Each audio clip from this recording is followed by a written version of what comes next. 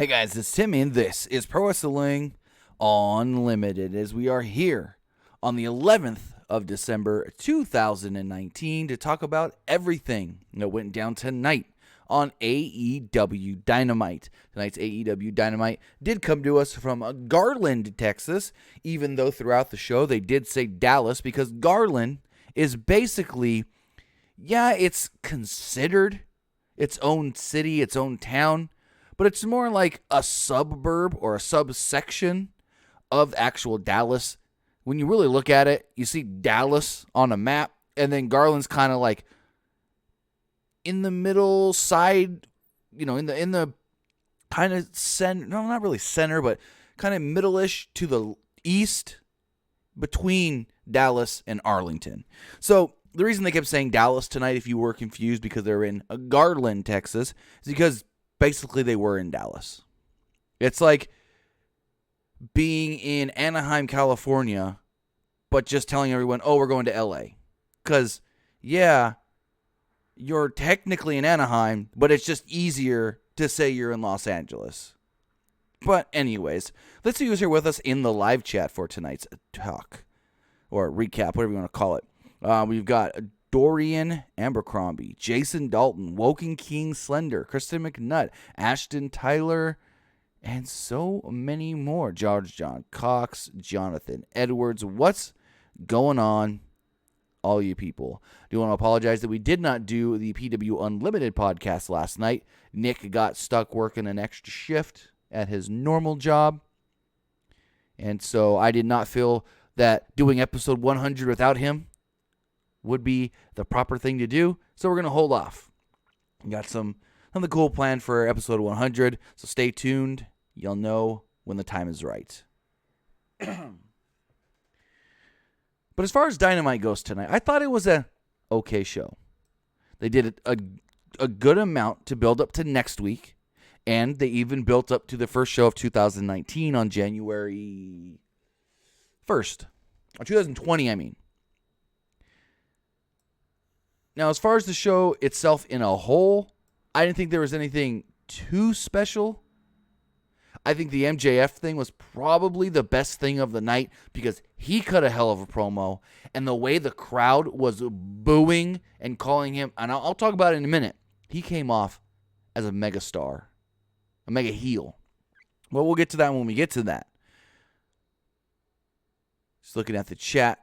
If you If you guys do want to call or text in, you can do so at 510-906-1341. We will be taking your text messages throughout the recap, and then afterwards, we will take your calls to hear what you had to say about Dynamite. Again, if you do want to get in on the conversation, you can do so by calling or texting 510-906-1341. So the show kicked off, and I don't even think, correct me if I'm wrong, I don't even think they played the opening video package that they usually do with like the song and like the, all the clips and stuff. I don't even think they did that. They just cut it. Like the Replacements was on. It faded out. They cut to a quick little splash screen that showed Riho doing a dive. It said AEW Dynamite, and then cut straight to the arena.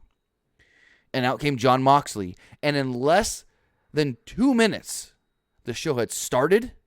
And Moxley had already won a match. Yeah, Moxley beat Alex Reynolds in like no time. And what they did here is as Moxley was coming down for his entrance, they were saying, hey, Moxley defeated Michael Nakazawa, and he's got the AEW record of the shortest match. He defeated Nakazawa like, 3 weeks ago now? 2 weeks ago? I don't remember exactly. But they kept saying, Moxley's got the shortest match with a victory, shortest time of victory in AEW right now. He defeated Michael Nakazawa. I think it was under 2 minutes. Then he comes out here. The bell rings, kicks the guy in the gut, hits him with a paradigm shift, bada boom, you're done. I think he hit him like a regal knee and a paradigm shift, and that was it. Then Reynolds' partner John Silver jumped in the ring, tried to attack Moxley from behind, took a paradigm shift for his troubles. Kristen McNutt, we did report on this. Big Swole has signed an official contract with All Elite Wrestling. Go check out yesterday's AEW Dark. They do a whole thing on Kenny Omega offering her contract. We also reported about it on our website yesterday, PWUnlimited.co. So Jericho comes out with the Inner Circle after Moxley's, I guess you could say, impressive victory. And so you guys have probably heard me just rag on AEW bringing up WWE. Things that have happened in WWE or jokes about WWE. But you may call me a hypocrite here. I liked them bringing up WWE non-directly tonight because it actually helped build towards a big match for them. What I mean is Jericho came down with the Inner Circle and he started talking about the previous feud that he had had with Jon Moxley and the wars that they went through in the other company. When you're doing something like that, and you're using these guys' history in the other company to build up a big match for you, I don't got a problem with that. I think that's fine. It's when you do it, it's when you bring them up to poke fun and make jokes about them is what I have a problem about. So I just wanted to get that off my chest before anyone said, oh, you're a hypocrite. Now you like them talking about WWE and referencing stuff that happened there. Yes, because it was done the right way. So Jericho came out and talked about the wars and the battles that he and Moxley had together on the quote-unquote national stage. He said they became adversaries, but imagine what they could do on the same side. He would then go on to offer, I guess you could say, an invitation to Jon Moxley to join the Inner Circle. Jericho would give Moxley a shirt and tell him, take your time. I know you got to think it over. I know you got a big decision ahead of you. Let me know when you're ready. And Jericho left. Moxley said nothing the entire time, just looked right at Jericho and left you with the impression that he was not seriously considering the offer. We then got the announcers hyping up the rest of the show, letting us know exactly what's going on throughout the night, and then a hype video for the Texas Street Fight main event. So then we got the Butcher and the Blade against Cody and QT Marshall. So Butcher and the Blade entered, and MJF cut an inset promo mocking QT. I mean, I guess we're kind of finding out that this is all intertwined, but it's still not that great of an explanation. So Cody and Blade had a nice opening sequence here. Blade is the former Braxton Sutter of Impact and real-life husband of Allie, the Bunny. Cody hit a power slam for a 1 count. QT and Butcher tagged in. Allie tripped QT on the floor, and Blade nailed him with a tope con Gio. Butcher and Blade worked over Marshall through the commercial break. They built up a hot tag to Cody. QT kept getting cut off, but finally hit that sweet enziguri and made the hot tag. And QT impressed me more than I expected him to do in this match. So Cody ran wild with a moonsault and a top rope springboard cutter and a disaster kick. Ali gouged his eyes at one point with the referee not looking. QT then tagged himself in when Cody really couldn't see, and then did the slowest looking handspring into a space flying tiger drop you'll ever see, almost hitting the apron. Still though, very impressive for a man of his size and a man who at one point thought that he had suffered a career-ending knee injury and only just recently was cleared to get back into the ring. So, hey, that's what really impressed me. It may have been a bad space flying tiger drop, but at least he pulled it off. QT then hit a top rope moonsault for a near fall. He got cut off again. Jason Dalton, it's QT, not cutie. Butcher and Blade hit a magic killer into a backstabber as their tandem finish on QT to pick up the victory. Cody sold it as though he was heartbroken after the loss and just sat on the floor next to the ring up against the barricade, basically pouting. As the Butcher and the Blade were leaving up the ramp, Darby Allin would march down to the ring and help Cody to his feet. So I guess Darby Allin wants to form an alliance with Cody. I don't get it. What is his thinking? Well, if you're going to take on MJF, MJF's got Wardlow. You need backup. What the hell is Darby Allin going to do against Wardlow? Hit him with his freaking skateboard? No. I don't know where this is leading to, Cody and Darby Allin, because you got to think, Cody's got his own friends that never fucking come to his aid. Cody's always getting his ass beat, and he's got nobody to help him. Kenny Omega? Matt Jackson? Nick Jackson? Hangman Page, who I'm going to talk about that fucker later, about him still teaming with Omega. So then MJF comes out and cuts just the greatest heel promo. The crowd is just booing the ever-loving piss out of this man, yelling, asshole, asshole, asshole. His promo, mixed in with that crowd, MJF is fucking came off looking like he is the number one heel in all of professional wrestling. All of professional wrestling. So MJF cut a, like I said, absolutely fire promo on Cody. He mocked his lisp. He mocked Cody for pandering to the fans. He called the fans hicks and white trash.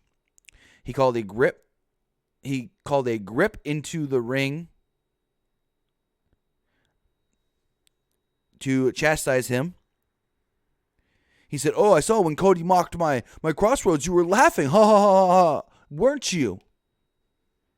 And then he hit the man with the crossroads after he wouldn't kiss the ring. He said that he knows Cody wants to get his hands on him more than anything in the world. He said, "I agree to face Cody, but I've got a few stipulations of my own. But I'm not going to reveal them here. Instead, I'll reveal them in Jacksonville, not Honkyville, USA."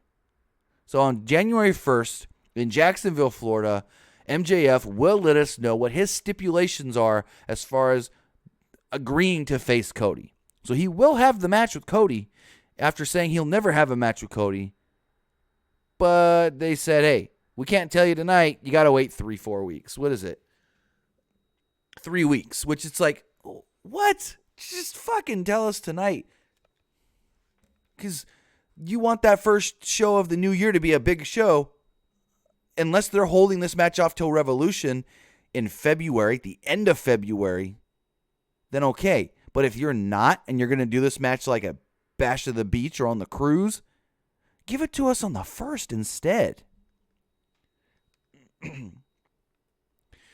So then we got a hype video for Dark Order. They were talking to Reynolds through his hotel TV, urging him to stop being a jobber and join the Dark Order. Then we got the Dynamite debut of Big Swole. We've seen her a couple times already now on AEW Dark. She took on and defeated Emi Sakura. Got a okay reaction from the crowd coming out. She has a lot of charisma. She got off to a good start early with some kicks. You can see Sakura really leading Big Swole through this match, though. Sakura cut Swole off and used a Romero special. Sakura continued working Swole over through the commercial break. Sakura hit a Tiger Driver over her knee for a 2. Sakura grabbed the mic stand and did I guess you could say, a bunch of Freddie Mercury stuff with it. Big Swole grabbed the mic stand and did a James Brown impression. Sakura then hit a Vader Bomb for a 2. Sakura missed a moonsault. They traded strikes. Big Swole then hit a pump kick for a 2. Swole then missed a ripcord headbutt attempt. She then got it on the second try. I don't know if she messed up or was supposed to be like that. And then she hit her finish, what they called the Dirty Dancing. And Big Swole picked up the victory. Big Swole is now 1-0 in AEW.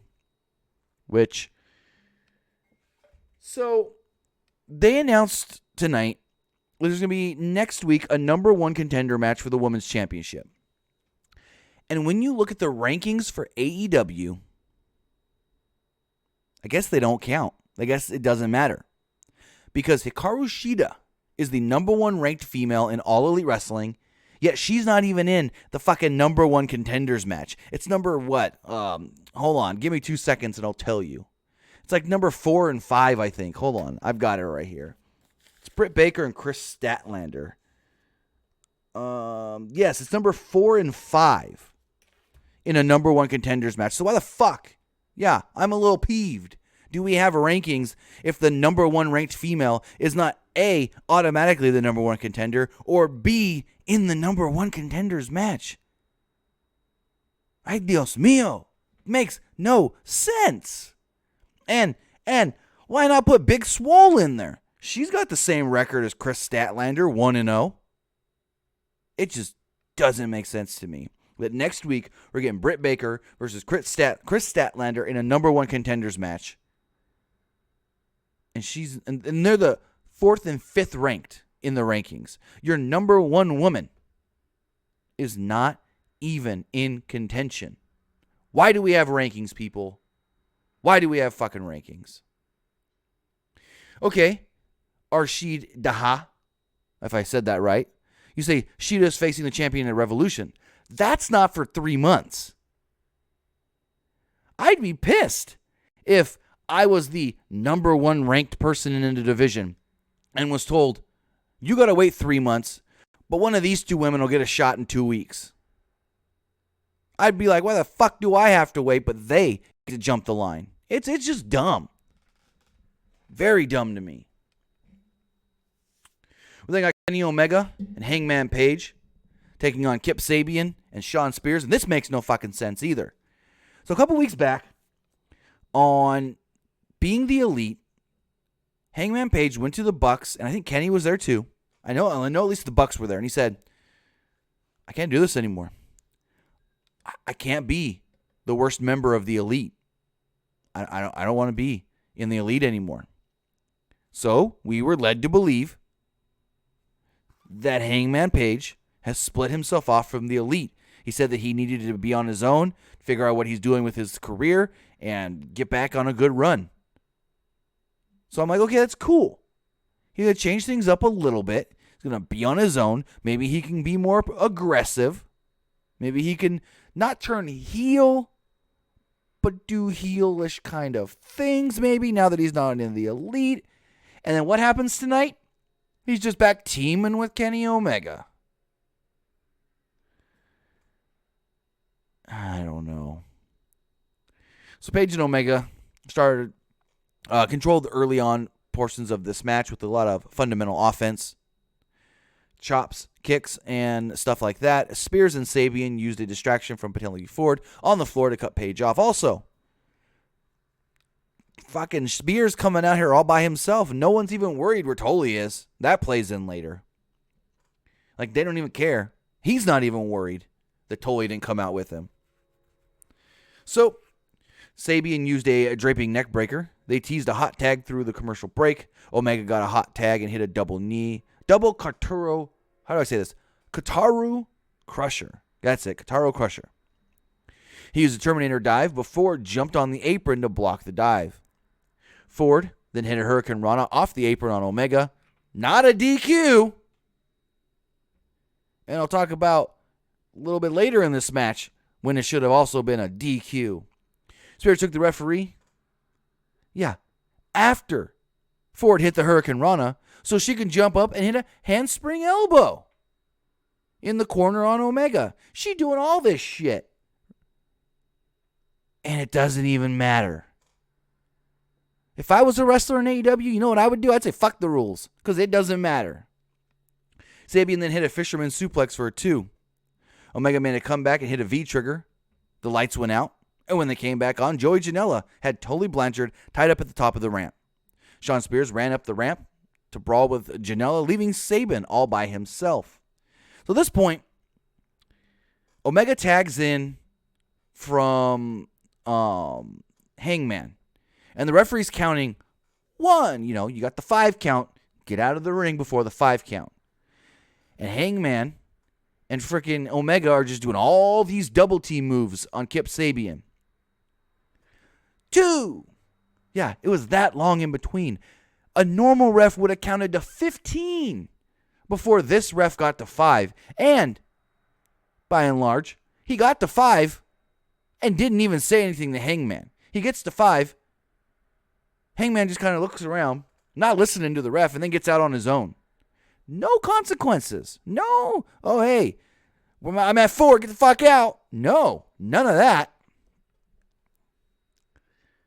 And then it happens again when Omega tags out, and he stays in forever. This ref's 5 count could have been a 15 count. So Omega hits a Snapdragon suplex. Like I said, Page blind tagged himself in, then hit Sabian with the buckshot lariat for the victory.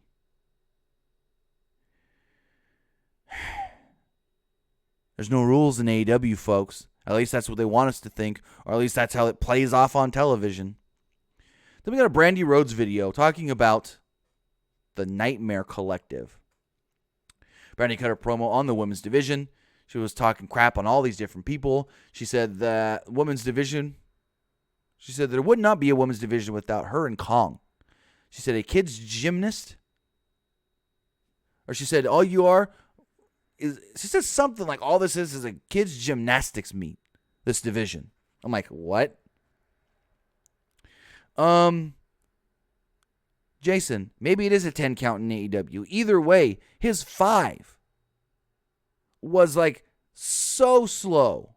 And he wasn't even, because usually you're counting, whether you're halfway or not, and you're telling them, get out of the ring, get out of the ring. No, he didn't even care. He just counted. So maybe it is a 10 count and I'm wrong in AEW. But still, the ref was not trying to enforce anything. He let Penelope Ford hit a Hurricane Rana while he was looking at her. Anyways, back to the Brandy promo. She said Riho is so small, she's gone missing. She then said, oh, and you've got your beloved doctor who's always missing her boyfriend. And I'm just like, she's cutting down all these different women. Then Melanie Cruz, who they shaved last week, comes into frame. Then she walks over to, I guess, this dude. And he starts to turn his head, and she blocks him and goes, no, not yet. This was bad. Very bad. And now there's a dude in the Nightmare Collective. Like, this guy tried to show his face. He was sitting backwards with his back to the camera. And when he goes to turn his head, she kind of blocks him and just rubs his dome. Very bad. Then, so earlier in the day, AEW sent out a tweet. It said, Luchasaurus will be taking on Sammy Guevara tonight with Chris Jericho on commentary. So Jericho's music hits. We'd already seen Jericho earlier in the night with Moxley. Jericho's music hits, and Jim Ross literally goes, oh, that's the champion's music. What's Jericho doing out here? He's not scheduled to be out here at this time. And so Jericho, as we were told earlier today, walks over and gets on commentary. He kicks out Tony Schiavone, kicks out Excalibur, and says that he wants to be here with the only man that matters, Jim Ross.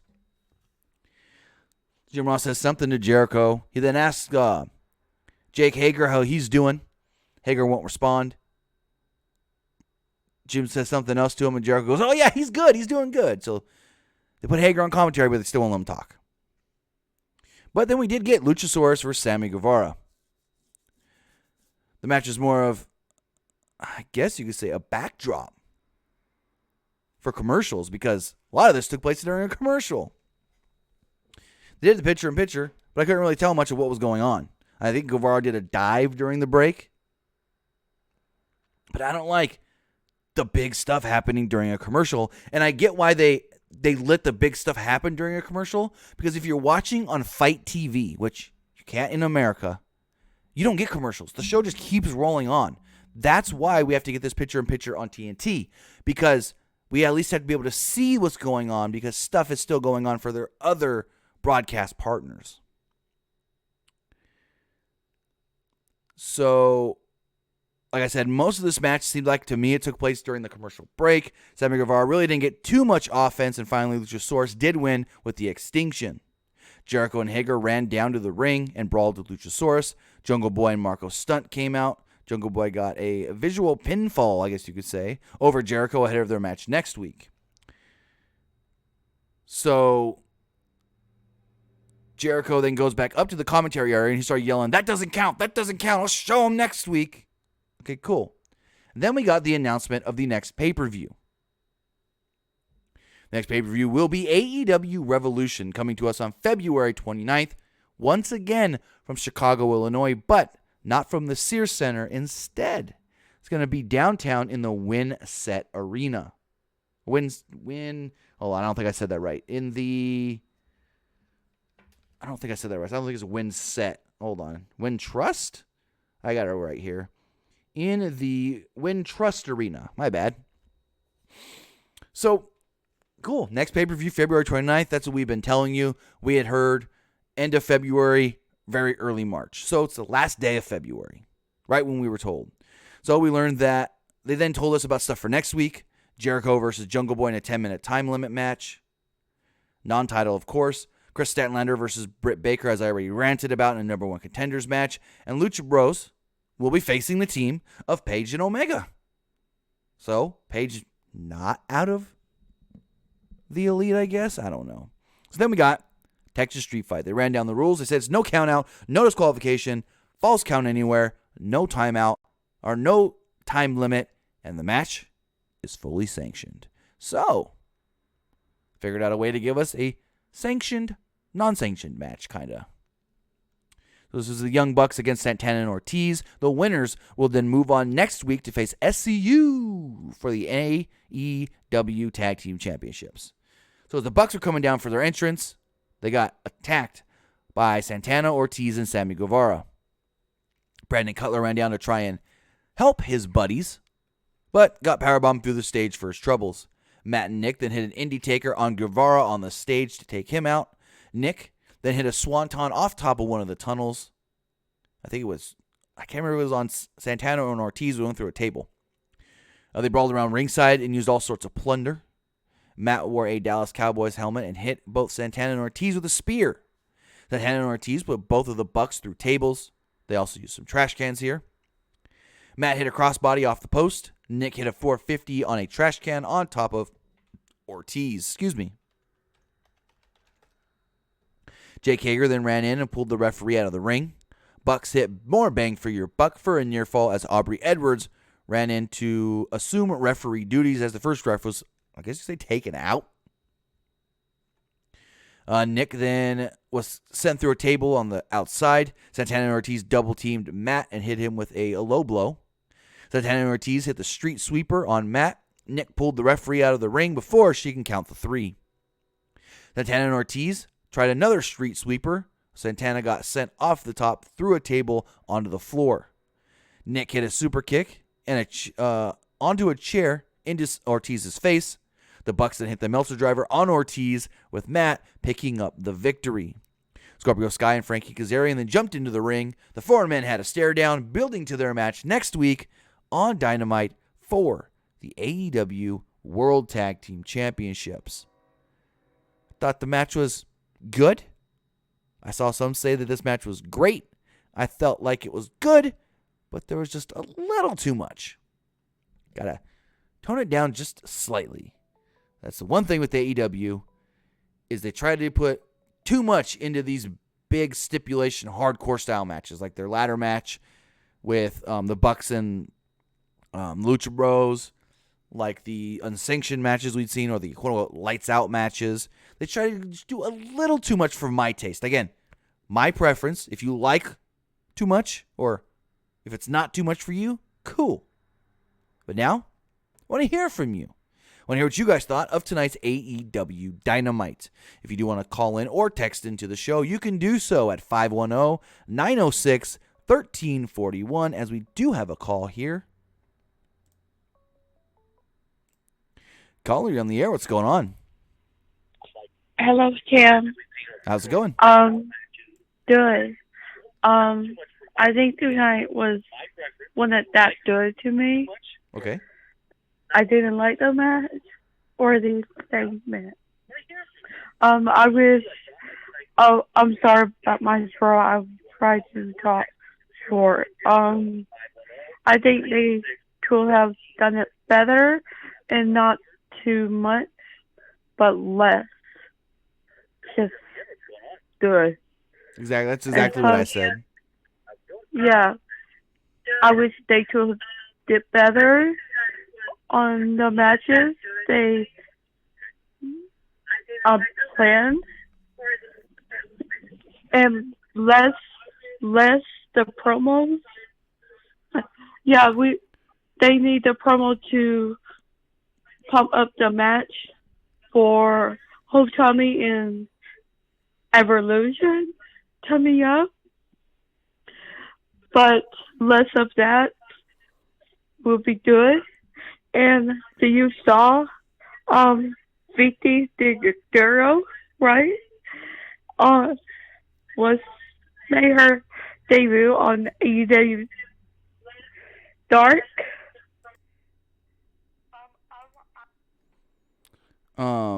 Sorry for that. I don't know what happened. The call just dropped out. If anybody else does want to call in, you could do so at 510-906-1341. Let's try this call, see if we can get this to work here. I don't know what happened with the last call. I do apologize. Caller, you're on the air. What's going on? Hey, Tim. What's going on, big man? This is JD. Not much. How you doing? Yeah, I'm doing pretty good. Hey, I asked earlier before the show started.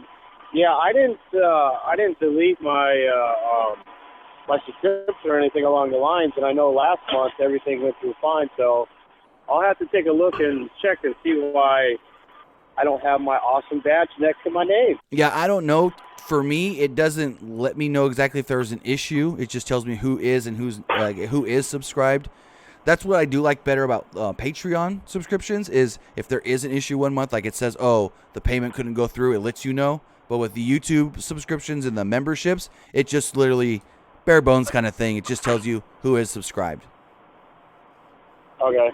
So on that note, I go in and take a peek at it when I get home from work. Will I lose my how do I say it? My monthly badge, because I know you get certain color badges over so many months. Most likely, I would assume. I can try and contact somebody and see if I can figure anything out, but probably. All right. Oh, that's it. But yeah. All right. Anyways, I thought tonight's show was probably, I don't know, maybe a 6.5 out of 7. There was a couple spots where, like you were saying, how the referee was blatantly seeing, an interference and wasn't calling, or at least throwing her out of the ring or something along that line, like saying, "You get your butt out of here. I just saw what you did." And if I'm not mistaken, it is a 10 count when you have a tag team. And yeah, they were counting slow. Yes, I would definitely agree with you on that. And I just think that there are some spots where they should let them kind of get away with it, but at least the referee can't be literally just staring right at the individual when he or she is making, a blatant interference. Exactly. But I know, so I get your rant. And I know, like Tony Khan has said in interviews and stuff, we don't like disqualifications. If we don't want to do this, he basically said we don't want to do any disqualifications.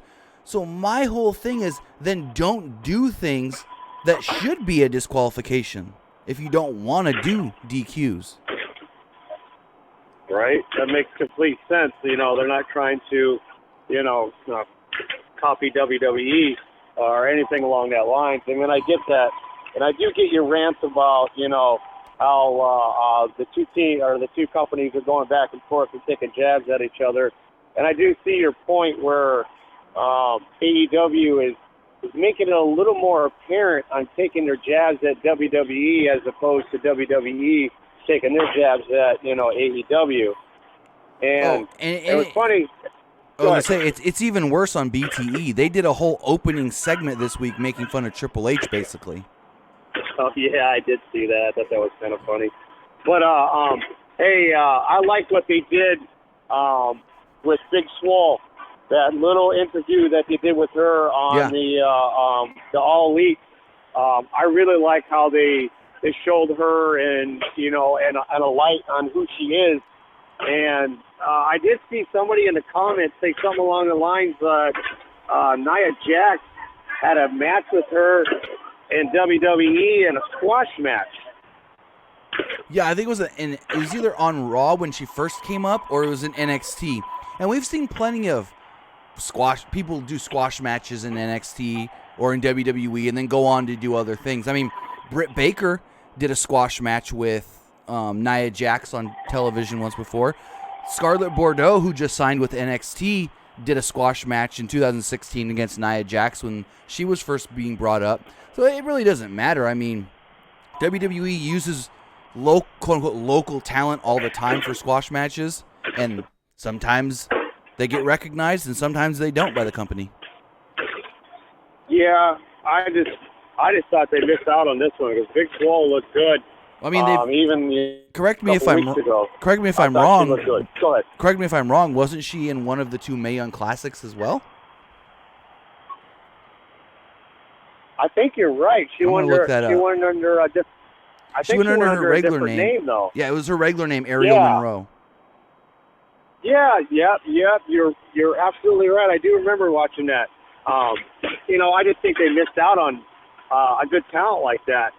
She was in the Mae Young Classic, and there was a lot of girls that were in the Mae Young Classic that obviously used that platform to go on to different companies or signed with NXT or, I think they missed out on that one because, she looked really good. She has been looking pretty good. Yeah, she was just in like that Statlander. She was in the second one. Oh, shit. Just like Statlander.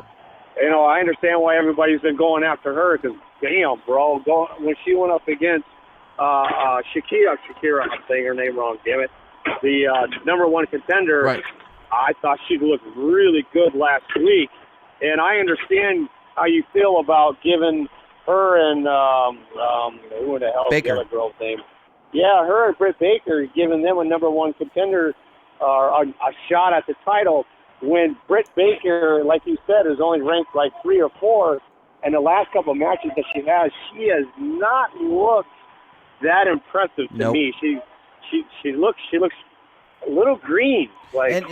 Here's my issue with that. Still needs time. And this is a big issue with AEW. They have a lot of young talent that doesn't have a lot of experience, and they can't get a lot of experience because in AEW you may work 2-3 matches a month. I looked it up today. Britt Baker, since Double or Nothing, has only worked 10 matches. 10 matches in AEW, 3 outside of AEW. You really can't grow that much. And when you compare that to somebody in WWE with the same experience as her, like a Lacey Evans, Evans worked over 60 matches, and we've seen Lacey Evans improve in 2019. So that's, I think, a detriment to AEW, where they need to, I guess you could say, partner with a indie promotion to let some of their younger talent work extra matches. I agree with you 100% on that one for sure. Because the more reps you get, the better you get. That's just common sense. Exactly. And, I do see some of the guys, they're wrestling on some of these little indie shows or indie promotions and stuff like that. Why aren't they giving these same opportunities to the women? Honestly, I don't know. And you see some of these others, like another person, because I was talking with a buddy today, another set of young people that need the more experience, Private Party. We don't see them doing anything outside of AEW anymore either. I wonder if they're saving them.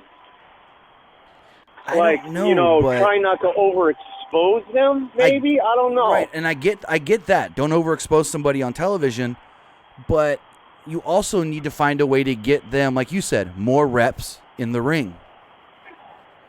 That's the only way you get better, man. That's just common sense. You see all athletes, in other sports, they're practicing, scrimmaging, doing this, doing that, competing against other, it's the only way that you're going to get better is by reps, man.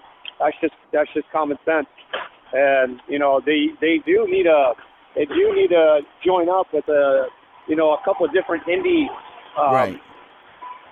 companies around the states because, now since they're bouncing all around and now it's in Chicago, it seems like, they said that Jacksonville is basically going to be their home base. Well, a lot of their shows that they've had and a lot of their pay-per-views have been in Chicago. So they should have a couple, indie promotions around Chicago, Cleveland, in that area. Maybe Michigan, goddammit. I want them to come to Michigan so I can go to one of their shows. But, I agree with you 100% on that one, man. The more reps, that's the only way you're going to get better. Exactly. But I got something I wanted to ask you, and this has nothing to do with AEW. Go for it. When your boy last 2 weeks ago won the 24/7 champion, how big did you pop on that? Oh, I loved it.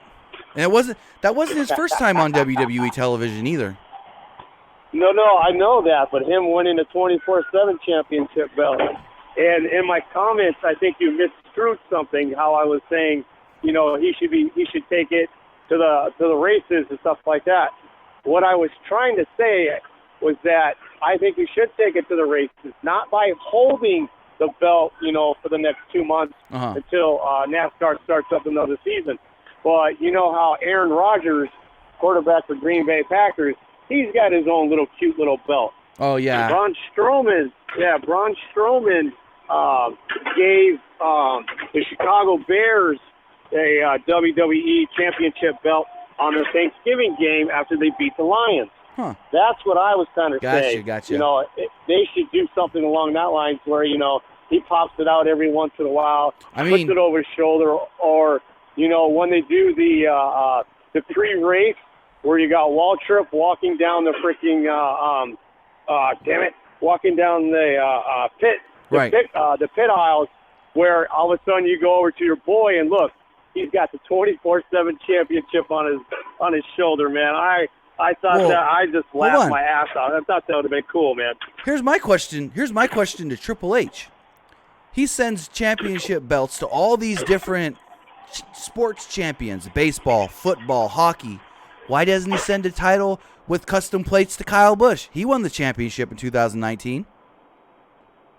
Ooh, that's a good question. Because literally, someone can win the World Series, and that next morning, Triple H has a picture with a custom championship belt. Oh, I'm sending the champs a belt. Well, why not? Why not NASCAR? I like it. Because I know you're a big NASCAR fan, big dog. Hell yeah. And I also enjoy NASCAR as well. I am a big, huge football fan as well, and I know you're not, the biggest fan of football, but hey, I respect your commentating and who you are as an individual, man. That's the sport you like. That's the sport you go with, man. For sure. But with that, I want to say thanks for the call and have a great night. Hey, Tim, you have a good one, big dog. JD out. So with that, we do got a couple text messages to read before we wrap things up. This one here says, do you think SCU will lose the tag titles next week? I was talking with a friend, and I said there's a good possibility. I would not put it against them. And not in a bad way. I'm not saying, they're going to strap themselves. I feel like Bucks should not have been the first champions. But, hey, it's been a decent amount of time. Why not put the titles on the Young Bucks now? This person here says, I was actually at the show, and about 1/3 of the arena was completely empty out of camera view. The crowd still had awesome pops. Just figured I'd pass that along. The live crowd enjoyed it. Interesting. Okay, good to know. This is just like last week and the week before. A third of the crowd, or a third of the arena was empty. Thanks for passing that along. And this person here says, I don't understand the Nightmare Collective. It's not getting over at all. No, it's not. And I don't think Brandy would be in this spot if she wasn't, I'm not going to say it, I'm going to say it, Cody's wife. Because she doesn't fit. She doesn't fit this role. And I feel if she was just a talent on the roster, they wouldn't put her in this spot because it's just not working. But because she's who she is, she basically can do what she wants. I always thought her with Cody was a perfect act. Them together was just phenomenal. But now she's a heel? I don't get it. I don't like it at all either. It's just not working. This person here says, do you know if Nyla Rose has... Never mind. I'm not going to read the rest of that comment. Actually, I am going to block this person from ever commenting again because that was unacceptable. And this person here says, do you think Vicky Guerrero on AEW Dark will be a one-time thing? I mean, possibly. I know we saw Taz do an episode of AEW Dark, and then they used him for the pre-show match at Full Gear. So I don't know what the status of Vicky is, but I do know that Vicky Guerrero did do some commentary before Dynamite went on the air for AEW Dark. Not really sure what that was all about, but hey, they like bringing in different people and using different people on commentary. It's never like just a set commentary team for AEW Dark. It's always Excalibur with somebody else. And I like that. It gets the current talent over, but at the same time, we can see some legends and former wrestlers and former personalities come back and be like, hey, how's it going? You know, hey, I'm going to talk about this match. We're going to do this. Blah, blah, blah, blah. I think it's cool. We'll see where it leads to. I don't think like Vicky's going to sign with the company or anything. I just think it was a cool one-off. Maybe do it here and there sparingly when they come back to the greater Texas area. But it should be cool. But with that, I do want to say thank you for joining me here tonight for AEW Dynamite. We'll be back tomorrow to talk about NXT, as I have not seen any of NXT tonight. Usually I catch a little bit of it, but I didn't catch any of it. So we'll talk about that tomorrow. But I want to say thank you to everybody who did join me here live to talk about Dynamite, who watches later right here on YouTube and listens on podcast services all around the world like iTunes, Spotify, Google Play Music, Stitcher, iHeartRadio, and so much more. Again, thank you guys for joining me here. Have a good night. We'll see you tomorrow.